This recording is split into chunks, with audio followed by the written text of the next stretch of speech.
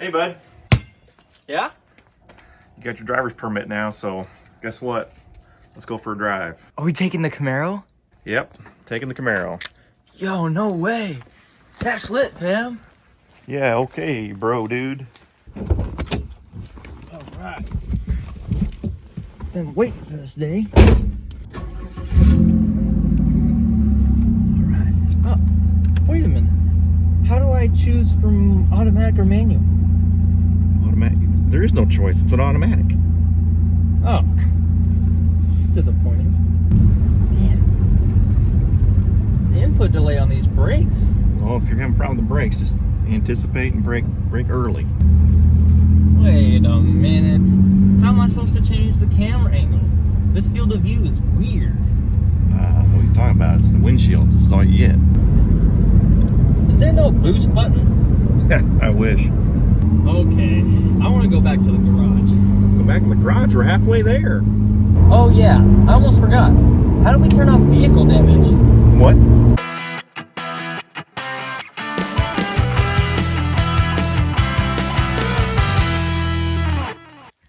What is up, everybody? Welcome back to the Dan Air channel. We are going to be doing another episode of the Rescue Sierra. This is a truck that I bought for $1,000. It had a blown transmission, but it's a Z71 off-road. It's an SLT. Just recently, we took this truck to a transmission shop, had the transmission professionally rebuilt. It's a 4L60E. I've been driving it here and there since it's been home, and it drives really good. It shifts good.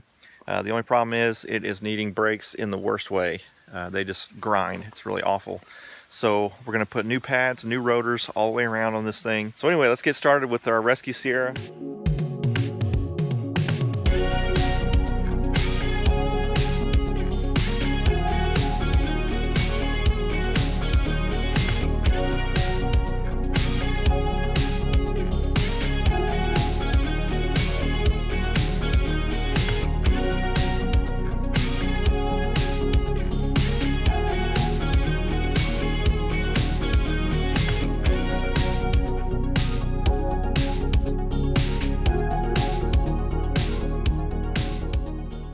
Alright, let's take a closer look at these brakes. Yeah, the pads are down to almost nothing. Rotor's not in the greatest shape. All these lock washers on there, I'll have to take that off. These rotors, especially on the back, really grooved. It's not good. So I'm glad we got new rotors for that. Let's check the other side. Alright, this one isn't near as grooved as the other one, but it does have grooves. Pads actually aren't that bad on this back one. It's been sitting for so long, we'll probably have to lube up the slide bolts and everything. So overall, these rotors and stuff look pretty shot. So let's start taking these apart and get this old rotor off. Alright, so it's looking like the slide bolts are 12 millimeters and the caliper bracket are going to be 18 millimeter. So I've got some WD-40 soaking these, and we'll get these off and get this rotor off.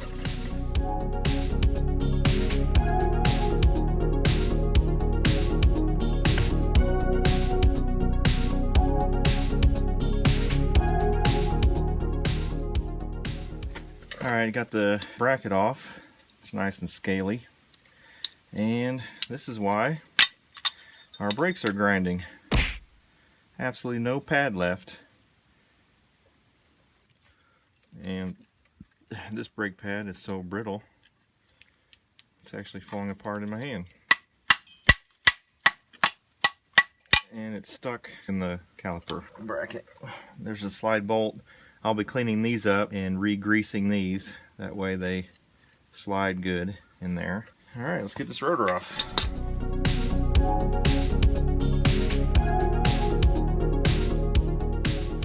Alright, so that came off surprisingly easy.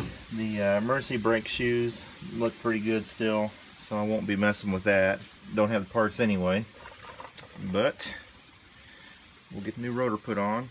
We'll re-grease all this other stuff and button it all back up together.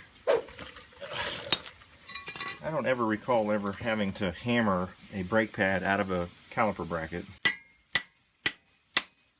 I've got all new hardware, so this is going to go.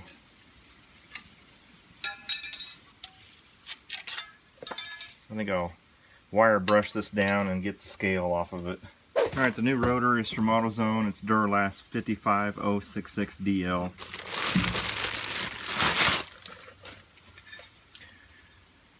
Pretty sweet.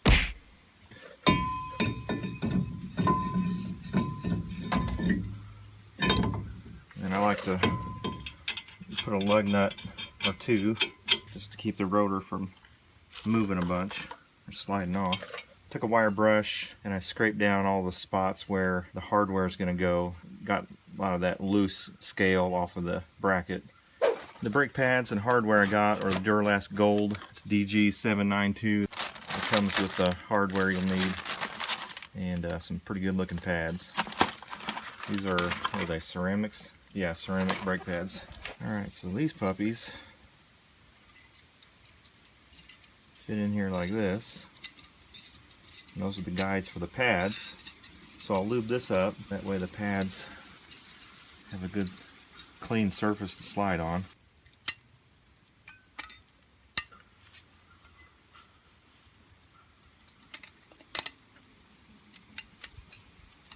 Okay, I kind of took a screwdriver and pounded on the hardware a little bit to get it to fit down in that groove really good. I'm ready to put a little bit of this brake lube on there. Not a ton, but enough to lubricate the pads so that the pads don't seize up in that hardware. If you ain't bleeding, you ain't working.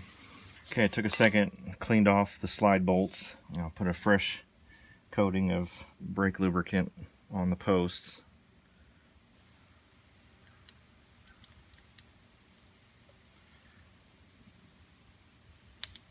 There we go. That slides a lot better than what they were.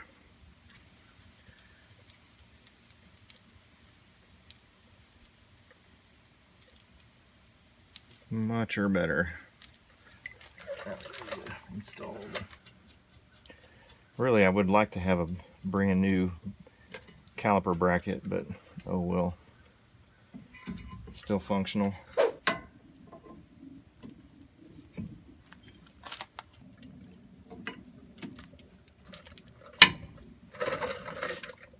Alright, since we've got brand new pads and a brand new rotor, I'm going to need to compress the piston so that we can get the caliper to fit over the thickness of the new pads and rotors. Piston's moving pretty easily, so I know it's working well.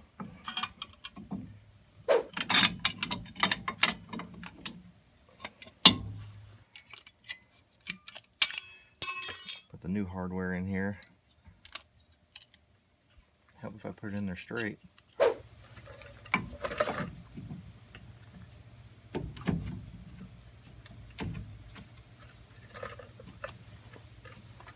Alright, got these bolts lubricated to put into the slide bolt, and we're just about ready to put the wheel back on. Just need to tighten these down and clean the rotor. And tighten this bolt down.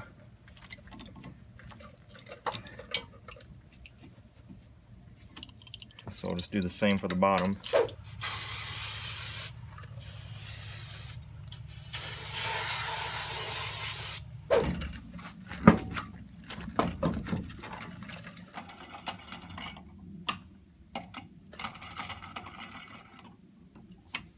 All right, one down, 3 more to go.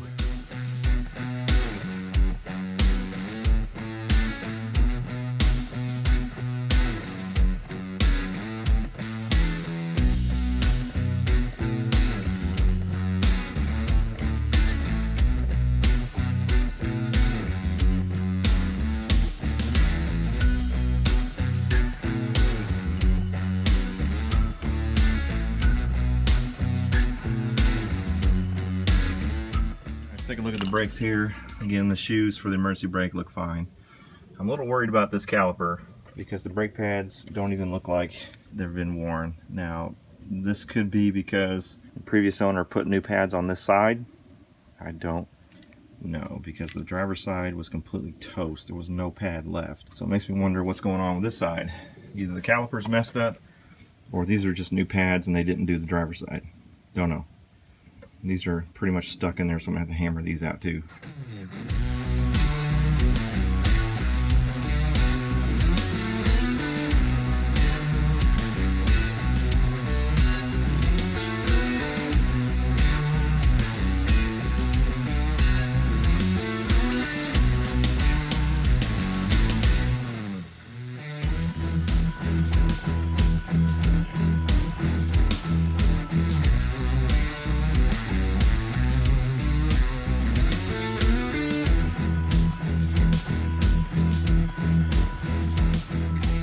All right, taking a look at the front brakes. They're actually not terrible. There's a pretty decent groove on the outside. Rotors are a little grooved on the inside. Looks like eventually I'm going to be replacing some upper control arm bushings. They're looking pretty toast. Lower control arms possibly as well. Looks like a brand new wheel hub assembly has been installed on that, so that's good. So anyway, the tricky part about these brakes in the front, the slide bolts for the caliper are a T55 Torx, and they go into the end of the slide bolt head like this. I don't know why they use these stupid Torx bolts, but anyway, 18mm caliper bracket bolts, two of these T55s, and it's basically the same process as the rear of the truck.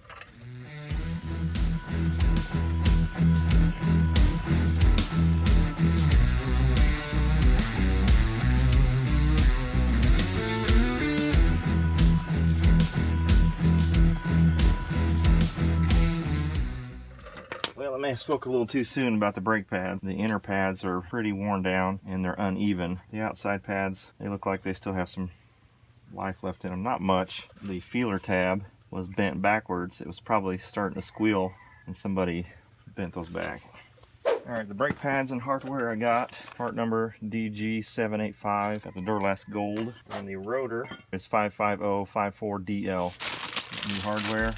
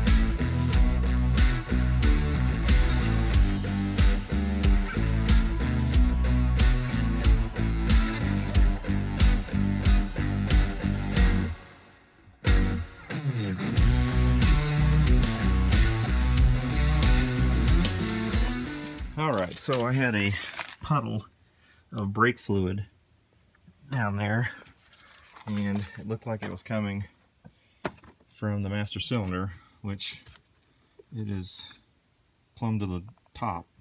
I thought maybe I had busted a brake line, but duh, I'm compressing the calipers, so I've got all 4 calipers compressed right now, so it's pushing back on all the fluid, and it was causing it to leak out of the top. So look what you did, you little jerk. Whoops. So I'm ready to go try out the brakes. I'm gonna pump the brake pedal first, build up the pressure, get the calipers reset.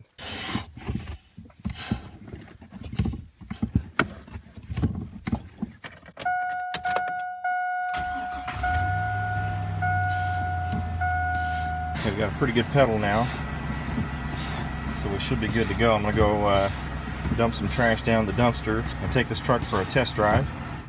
All right, let's see how we did. I'm gonna go down our steep driveway.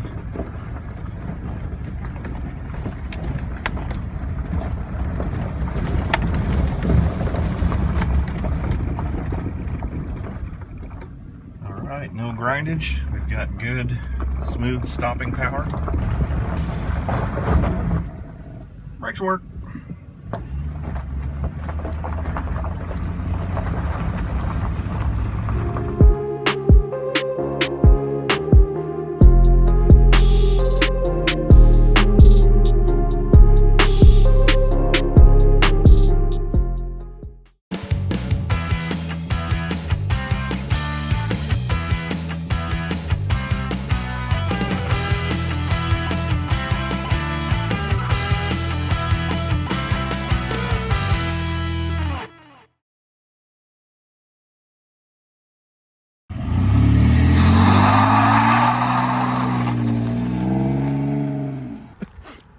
That's my boy.